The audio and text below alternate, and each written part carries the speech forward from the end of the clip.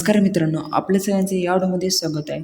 मित्रांनो, या ऑडिओमध्ये आपण बघणार आहोत कोतवाल भरती 2026 साठी मोस्ट इम्पॉर्टंट सराव क्वेश्चन. तर प्रश्न पहिला येतो, भारताचे क्षेत्रफळ जगाच्या एकूण भूभागाच्या सुमारे किती टक्के आहे? तर भूभागाच्या सुमारे किती टक्के आहे? तर मित्रांनो 2.4% इतके. मित्रांनो तर बी जे आपला राईट आन्सर होईल. त्यानंतर क्वेश्चन दुसरा येतो, भारताचा सर्वात दक्षिणेकडील बिंदू कोणता? तर भारतात सर्वात दक्षिणेकडील बिंदू जो आहे मित्रांनो तो आहे इंदिरा पॉईंट आहे. मित्रांनो बी जे आपला राईट आन्सर होईल. त्यानंतर क्वेश्चन तिसरा येतो, भारतातील सर्वात मोठे राज्य क्षेत्रफळानुसार कोणते? तर भारतातील सर्वात मोठे राज्य जे क्षेत्रफळानुसार ते आहे राजस्थान राज्य. मित्रांनो सी जे आपला राईट आन्सर होईल. त्यानंतर प्रश्न चौथा येतो, भारतातील सर्वात लहान राज्य क्षेत्रफळानुसार कोणते?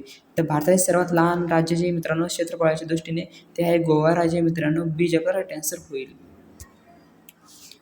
त्यानंतर क्वेश्चन पाचवा येतो, भारतातील सर्वात लांब नदी कोणती? तर भारतातील सर्वात लांब नदी जी मित्रांनो ती आहे गंगा नदी आहे. मित्रांनो बी जे आपला राईट आन्सर होईल.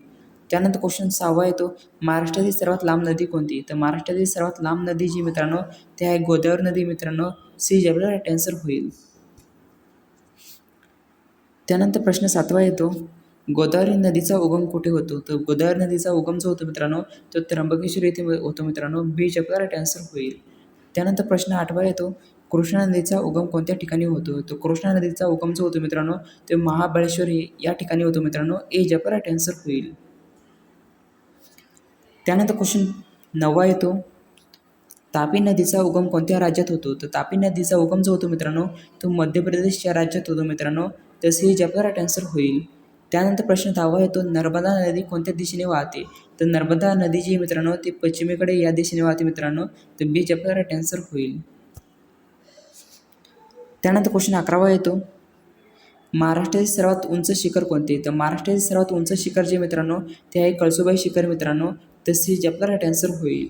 त्यानंतर प्रश्न 12वा येतो, कळसुबाई शिखर कोणत्या जिल्ह्यात आहे? तर कळसुबाई शिखर जे मित्रांनो ते अहमदनगर जिल्ह्यामध्ये म्हणजेच अहिल्यानगर या जिल्ह्यामध्ये. मित्रांनो तर सी जे आपला राईट आन्सर होईल.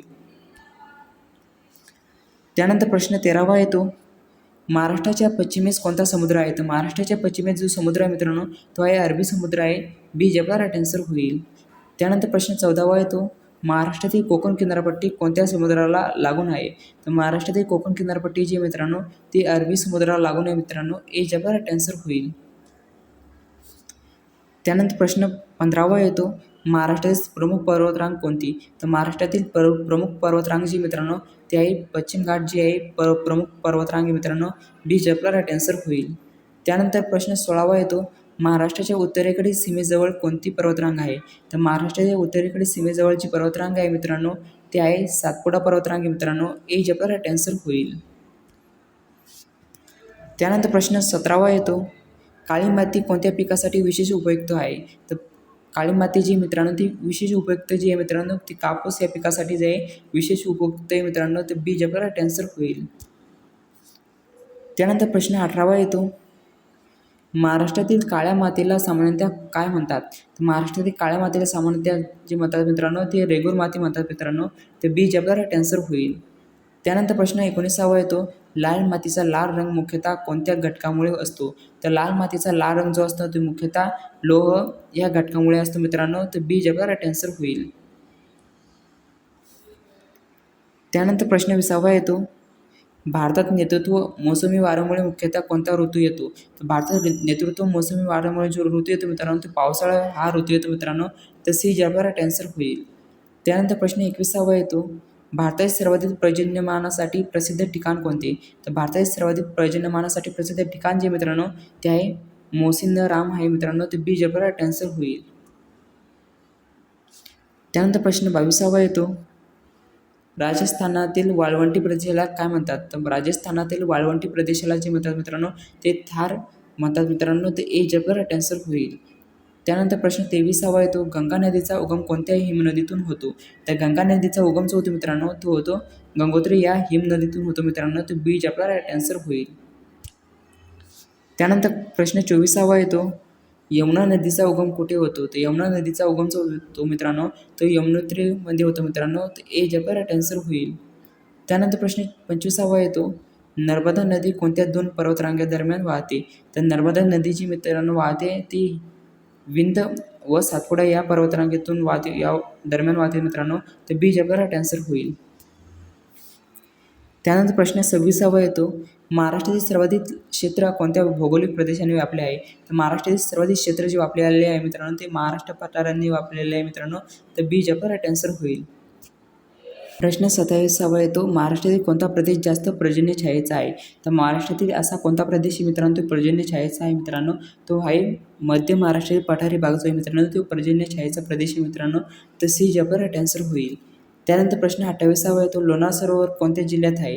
तर लोणार सरोवर जे मित्रांनो ते आहे बुलढाणा या जिल्ह्यामध्ये मित्रांनो, ए जे आपला राईट आन्सर होईल. त्यानंतर प्रश्न 29वा येतो, लोणार सरोवराची निर्मिती कशामुळे झाली? तर लोणार सरोवराची निर्मिती झाली मित्रांनो, ती उल्कापातामुळे झाली मित्रांनो, तर बी जे आपला राईट आन्सर होईल. त्यानंतर प्रश्न 30वा येतो, महाराष्ट्रातील प्रमुख कापूस उत्पादन प्रदेश कोणता? तर महाराष्ट्रातील प्रमुख कापूस उत्पादन प्रदेश जो मित्रांनो तो आहे विदर्भ आहे मित्रांनो, तर बी जे आपला राईट आन्सर होईल. त्यानंतर प्रश्न 31वा येतो, महाराष्ट्रातील प्रमुख ऊस उत्पादन प्रदेश कोणता? तर महाराष्ट्रातील प्रमुख ऊस उत्पादन प्रदेश जो मित्रांनो तो आहे पश्चिम महाराष्ट्र मित्रांनो, तर बी जे आपला राईट आन्सर होईल. त्यानंतर प्रश्न 32वा येतो, महाराष्ट्रातील कोणत्या नदी कृष्णा नदीची प्रमुख उपनदी आहे? तर महाराष्ट्रातील अशी कोणती नदी ती कृष्णा नदीची प्रमुख उपनदी आहे मित्रांनो, ती आहे भीमा नदी आहे मित्रांनो, ए जे आपला राईट आन्सर होईल. त्यानंतर प्रश्न 33वा येतो, भीमा नदीचा उगम कुठे होतो? तर भीमा नदीचा उगम जो होतो मित्रांनो तो भीमाशंकर येथे होतो मित्रांनो, बी जे आपला राईट आन्सर होईल. त्यानंतर प्रश्न 34वा येतो, वर्धा आणि वैनगंगा नद्यांचा संगम झाल्यानंतर तयार होणारी नदी कोणती? तर वर्धा आणि वैनगंगा नद्यांचा संगम झाल्यानंतर तयार होणारी नदी जी मित्रांनो ती आहे प्रणहिता नदी मित्रांनो, ए जे आपला राईट आन्सर होईल. त्यानंतर प्रश्न 35वा येतो, महाराष्ट्रातील सर्वात मोठा जिल्हा क्षेत्रफळानुसार कोणता आहे? तर महाराष्ट्रातील सर्वात मोठा जिल्हा जो आहे क्षेत्रफळानुसार तो आहे अहिल्यानगर जो जिल्हा आहे मित्रांनो, तो महाराष्ट्रातील सर्वात मोठा जिल्हा आहे क्षेत्रफळानुसार, तर सी जे आपला राईट आन्सर होईल. त्यानंतर प्रश्न 36वा येतो, महाराष्ट्रातील सर्वात लहान जिल्हा क्षेत्रफळानुसार कोणता आहे? तर महाराष्ट्रातील सर्वात लहान जिल्हा जो आहे मित्रांनो ते क्षेत्रफळानुसार जो आहे तो आहे मुंबई शहर आहे मित्रांनो, तर ए जे आपला राईट आन्सर होईल. त्यानंतर प्रश्न जो येतो आपला तो येतो 37वा, तर महाराष्ट्रातील सर्वात मोठे नैसर्गिक बंदर कोणते? तर महाराष्ट्रातील सर्वात मोठे नैसर्गिक बंदर जे मित्रांनो ते आहे मुंबई बंदर आहे मित्रांनो, नैसर्गिक बंदर म्हणतात त्याला, तर बी जे आपला राईट आन्सर होईल.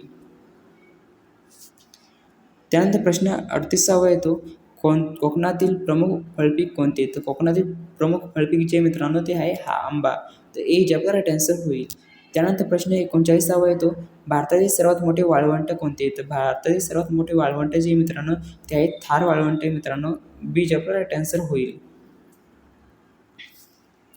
त्यानंतर प्रश्न 40वा येतो, भारताच्या मुख्य भूमीचा दक्षिण टोक कोणते? तर भारताच्या मुख्य भूमीचा दक्षिण टोक जे मित्रांनो ते आहे कन्याकुमारी मित्रांनो, तर बी जे आपला राईट आन्सर होईल. तर मित्रांनो आपल्याला व्हिडिओ आवडला असेल तर लाईक शेअर व सबस्क्राईब करा. जर काही इम्पॉर्टंट नोट्स लागायचे असेल तर टेलिग्राम चॅनलला जॉईन करून घ्या. टेलिग्राम चॅनलची जी लिंक आहे मित्रांनो ती डिस्क्रिप्शन बॉक्समध्ये दिलेली आहे.